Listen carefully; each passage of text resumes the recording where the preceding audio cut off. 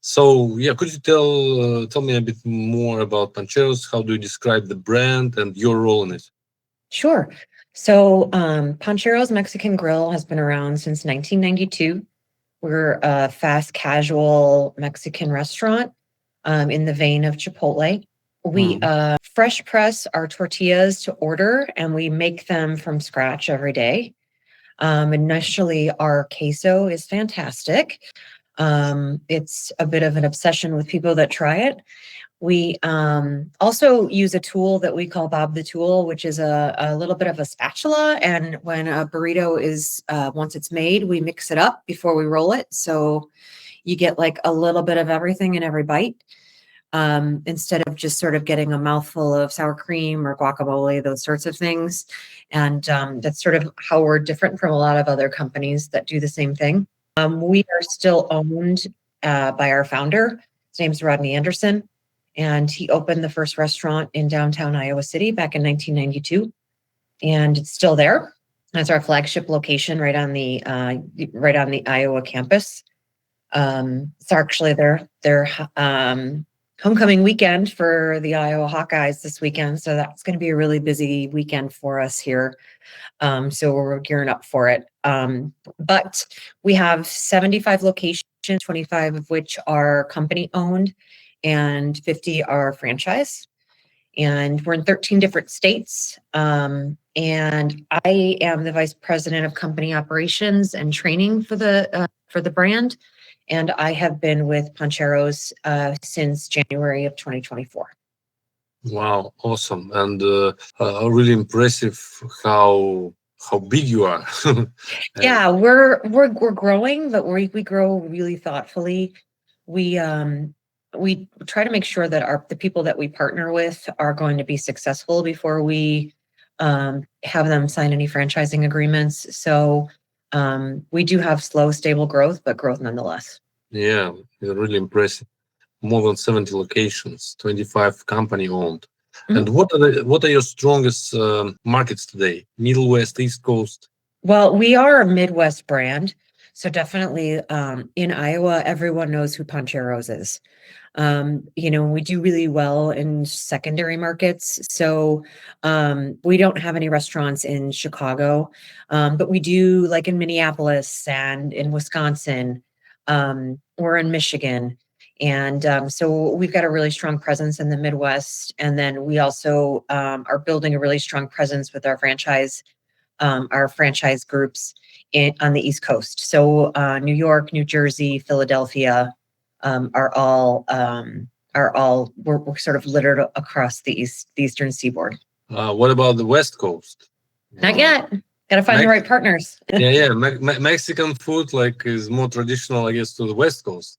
Yes, absolutely. And like as we grow, the ideal way to grow is to sort of like take where we're at right now and sort of spread out a little bit at a time. So supply chain becomes a lot easier and growth is just a little bit more natural than it is trying to hop several states um, and grow, say, like in California. So I think we will work our way west, but probably like one state at a time. Okay, yeah, sounds reasonable. And what challenges are making those goals harder to hit? Well, Talking about the expansion. so it's really important, like I said, that we want to make sure that our franchisees are going to be successful. So we've been working really hard for the last year and a half on getting back to where we were financially pre-pandemic, as far as getting our food costs in line, our labor costs in line, still providing a value to the customer, but also providing a value to the person that wants to open a Pancheros and make sure that they make money too. So we've been focusing on that a great deal, so that when we come into January, we have a really strong franchise disclosure document that we can get out there and that people want to grow with us. I think that the market itself has just been, who wants to open or decide to open their first restaurant, in a post-COVID world when it's not necessarily the strongest proposition of how you might spend your money if you have it to spend. Right. Well, I've been talking to restaurant chain owners, and they still saying that the industry, the niche is still recovering from pandemic period. But yeah, hopefully people will be able to get back on track as like to the pre-pandemic period. Yeah. I mean, there's been a lot of like ups and downs, right? You see some normalcy, and then food costs, like, like the cost of chicken goes crazy, or this happens or this happens, and then the cost of steel or building gets really expensive, and so things are starting to just get more normal for longer periods of time, which I think is probably I'm really looking forward to seeing what 2026 brings for us, because I think it's all going to finally come back together. Wow. Okay, it's quite soon. Yeah, it is. I got one more quarter. Yeah, and like 25 restaurants, all company owned, and the rest are the franchisees. And what is like operationally challenging? Operations in the owned restaurants and in franchise. I found when I came on board that one of the biggest disconnects that we had was just everybody was doing things differently in each market, and there was no real way of making sure that everybody was doing the same things the same way. So we focused on redoing our training materials. We partnered with a learning management system to make it digital, so we were able to update things more easily and able to make sure that we were able to provide the right materials to our franchisees at the right time also, so that everybody's working off the same information. So we launched that in April, and I think we've had a lot of success, in particular with compliments going up and complaints going down. Our Google reviews are improving. I mean, our margins are improving. And I think a lot of it is just because we've given everyone the tools they need to be successful, and it's readily available. People are like, oh, you can just go right on your phone and like find that information in our learning management tool. So it's been super successful for us. Yeah, I completely agree. And the insights from the other restaurant chain owners also show that training of the staff is very, very important and plays like huge and vital role in the organization. All right. So you've implemented the learning management system. All right, to improve the results. Yep. Yeah. Okay. So, but when issues happen, is it more around staffing, supply chain, or in-store consistency? Yes. Yes. All of Yes, those things.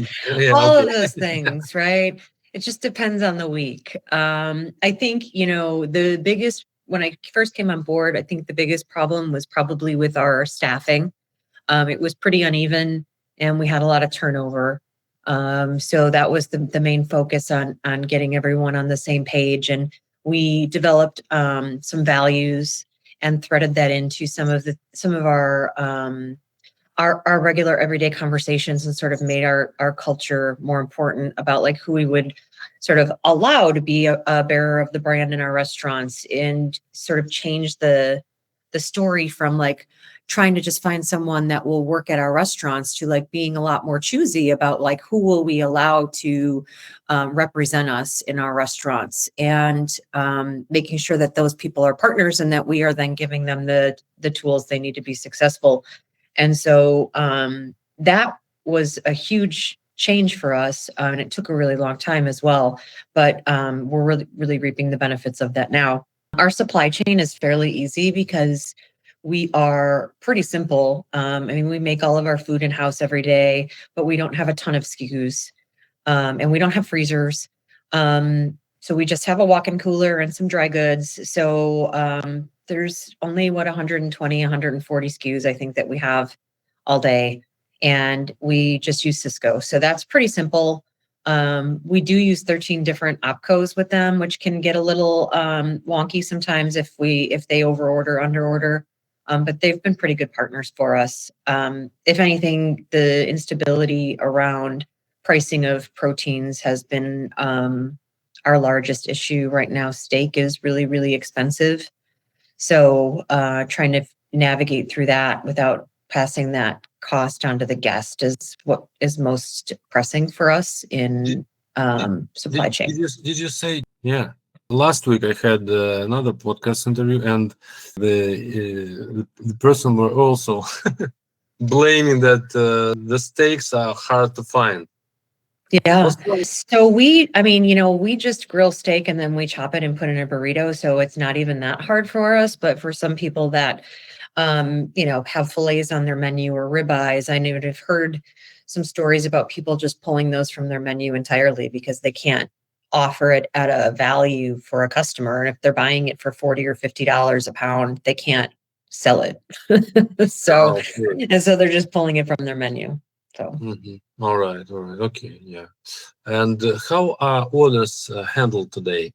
I'm talking about online ordering and in-house. Yeah. So about 30% of our sales right now come from either our app or third-party ordering.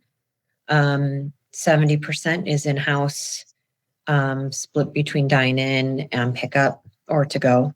But 30% is about 25% more than it was before the pandemic. So we've been putting second lines into our restaurants as we're renovating them to make sure that we can take all of that digital ordering and have it not interfere with the guest customer experience in-house.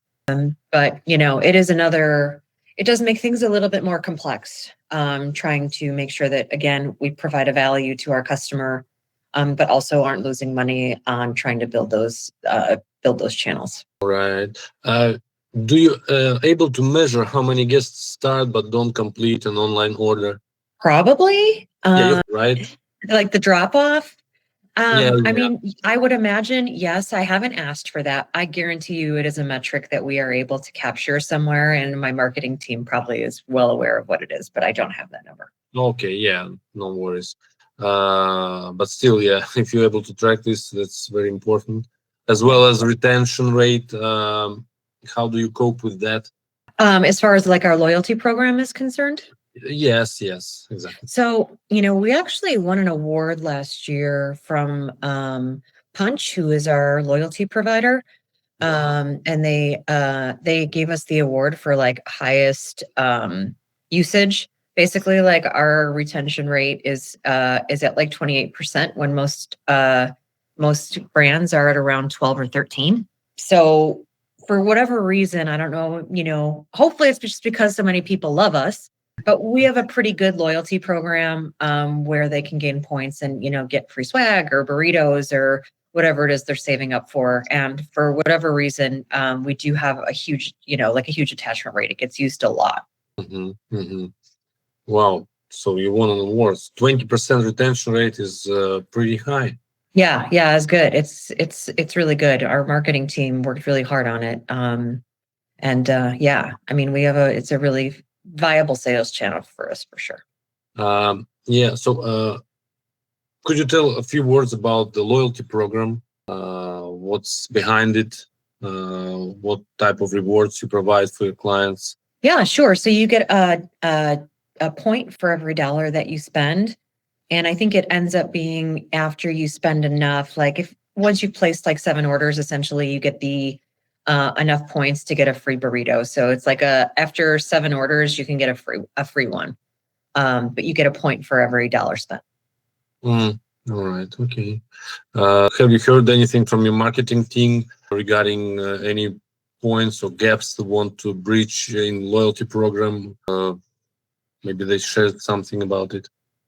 There's a couple of things that we want to do to improve it. We'd like to make feedback a little bit more real time on people that utilize our app. And right now it's just sort of like it goes like an email to comment, like a comments mailbox in our email. We'd like to get that information at just a little bit more real time when they're not getting the satisfaction that they want. Like they can actually communicate with us and we can fix it while they're either in the restaurant or they just received their delivery, and we can do a little bit more for them. This is like the email to a comments inbox is not getting taken care of necessarily real time, depending on what time of day it is or what day of the week it is. And they sometimes don't feel like they're getting taken care of as quickly as we would like them to. Aside from that, we made a few changes to it on the last app development we did, made it a little bit easier for people to customize and add like extras and those sorts of things. But for the most part, I mean, like I said, we have a pretty simple menu, so there's not a whole lot to it. It's like, there's 5 things. You want a burrito, you want a bowl, you want tacos, you want a quesadilla, and then you just pick all your stuff and you're done. Oh, it's like, when I go to one of the famous fast food restaurant chains, and I'm using their app and trying to make an order, it's always so stressful for me. I always, the menu is it's not intuitive at all. I need to click and tap, and I just want to get the thing that I want. For sure. We are very intuitive. Find it. It's easy. It's only 5 buttons, and then you just scroll and pick what you want, and then add. Yeah, that's easy peasy. That's how it should work. Yeah, agreed. Agreed. Because when people won't eat, don't bother them with some riddles. Yeah, exactly. You should be able to understand how to order and check out, and then just go run and pick it up. Agreed. Yeah, give me my burrito and I walk away. So let's talk a little bit about the peak times. Okay. So do you experience bottlenecks during high volume times, and what are those times? That's a great question, and honestly, something that I talk about with my district managers, and they talk about with their general managers and the teams every day. We do, in some of our restaurants, we have 2 peak times, and some we have 3. Like our downtown restaurant in downtown Iowa City, we're open there till 3 a.m. And our highest throughput hour is going to be tonight between 1 a.m. and 2 a.m. When the bars are starting to close, and we're going to put, a few hundred people through in an hour. And so it's really important that we talk about like how we prepare ourselves for something like that. So in an environment where you are preparing for your peak, it's just a matter of like making sure you have a plan, you set up for that plan, so when the people show up, you're just ready to execute. Exactly. Everyone's on the line, and everybody's just taking care of the people in front of them, and everyone stands there until all the guests are gone. So making sure that you have enough food to cook, that you have enough food kept on the line, that you have all the paper goods, that all of those things are there. Everyone's taken their break, or, everyone understands what the game plan is key to making sure that we take advantage of having, like getting everyone through as quickly as possible so we can have a higher throughput, but also like providing a really great service experience for the customer so that they if they walk in and they see that there is a line that maybe has 12 people, that they're not turned off because they know they're going to be through in like 3 minutes or 4 minutes. Like, that's fine. I'll wait because I'm at the door. I'm going to be done in a second anyway. If you're not putting them through just like and getting them through as quickly as possible, and they see a line of 12, they're turning around and going somewhere else. Yeah, it's like you manage the expectations of your customers, because that's right. When you see the line, or a person or a customer sees the long line, but he knows that he will get through to it within several minutes, he will definitely stand and wait. But when he sees the line, and that's no chances today to get to the desk and make an order, then he'll leave. Yes. Wow. So we try to build that trust with our customer every day, right? That they can trust that if there's a line, we're going to take care of it. We're going to get it done. We're not just sort of, people wandering on and off the line and sort of, I'm sure you've seen that customer service experience in many of the restaurants you've been in. So we try to focus on that every day, that it's sort of like preparing for battle, right? We just set up the plan, we're ready to go, and we just execute. And then we clean up and do it all over. Yes. Sometimes, I have to walk around and cheer up the guys behind the desk, and keep asking them, where's my order, and so on, to push them to give it to me. That's not the job that I've been assigned to. Right. Exactly. And so I guess it means that if there is a delay or error, they happen more often through third parties, right? Not Absolutely. We don't receive a whole lot of complaints about the service that happens inside the restaurant, although those do happen. But, one of our things, our biggest struggles, or the things that we deal with the most, is either items missing from a delivery, or they got the wrong burrito, or somebody put an ingredient or omitted an ingredient. And so just something that we are focused on every day is making sure that we're double checking. So, we've over the time that I've been here, we tried doing a number of different things to improve accuracy, including putting in the second line. And then, we started using sticky paper so we can make sure that we're labeling things better and making it easier and more organized for the person that's working in that station.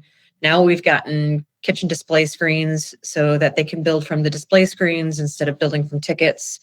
So we're just doing everything we can to try to make that a more seamless experience for the person that has to work it, but also a better experience for the person that receives the order on the other side. Yeah, right. I guess I have only one last question. A little bit tricky.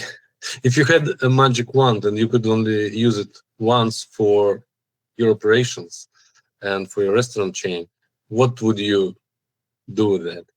Oh my goodness. Fasten your seatbelt, gentlemen, here we go.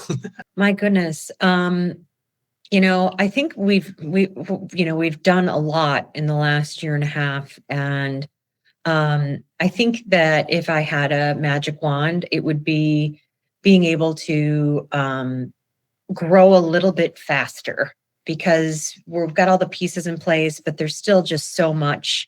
There's such a huge lift in opening a new location, from, design to finding the right space. And if we just make a rubber stamp and just punch them out and get them open, that would be the dream.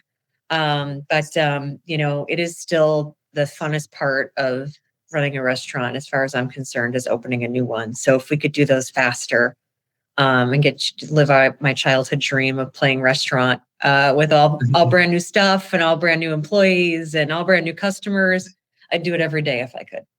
Wow, great. Thanks for sharing this. Look, Lori, I appreciate your time. I appreciate you shared all this information. It was incredibly insightful. Thank you. It was really great being on here. It's super easy conversation. So thank you for inviting me. Yeah, of course. It's super easy for you because you're controlling all the operations, and you're moving really fast. You keeping very high pace and really maintaining high quality, as I could understand from what you said. And yeah, I only admire how you managing and running this business. And I'd love to visit Iowa to try to visit Pancheros and to try some great burrito. Yeah, well, look us up online. If you're going to be in one of those areas, let me know. I'll get you a free burrito on me. Oh, thank you.